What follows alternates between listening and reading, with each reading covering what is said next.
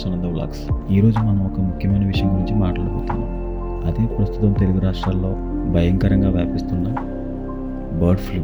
Bird flu అనేది పక్షుల్లో వ్యాపించే ఒక వైరస్. ఇది మానవులకు కూడా సోకే అవకాశం ఉంది, కానీ అది చాలా అరుదుగా మాత్రమే. అయితే పక్షులలో ఈ వ్యాధి వ్యాపిస్తే సామాన్య ప్రజలలో అది తీవ్రమైన ప్రభావం చూపిస్తుంది. ప్రస్తుతం తెలుగు రాష్ట్రాల్లో బర్డ్ ఫ్లూ వేగంగా వ్యాప్తి చెందుతుంది. ముఖ్యంగా కోళ్ళు, బాతులు మరియు ఇతర పక్షులు ఈ వైరస్ బారిన పడుతున్నాయి. ఇప్పుడు మనకి చాలా ముఖ్యమైన ప్రశ్న వస్తుంది: చికెన్ తినొచ్చా? మీకు తెలుసా, చికెన్ తినడం సురక్షితమే. మీరు కొన్న చికెన్ను జాగ్రత్తగా ఉడికించాలి. చికెన్ మాంసం పూర్తిగా ఉడికించిన మాత్రమే తినాలి.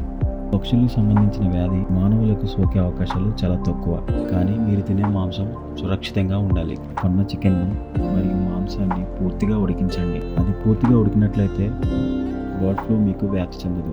అలాగే బర్డ్ ఫ్లూ వ్యాధి ద్వారా మరణించిన పక్షులను కానీ కోళ్ళను కానీ మనం తాకకూడదు. ఒకవేళ బర్డ్ ఫ్లూ లక్షణాలు కనిపిస్తే డాక్టర్ని సంప్రదించండి.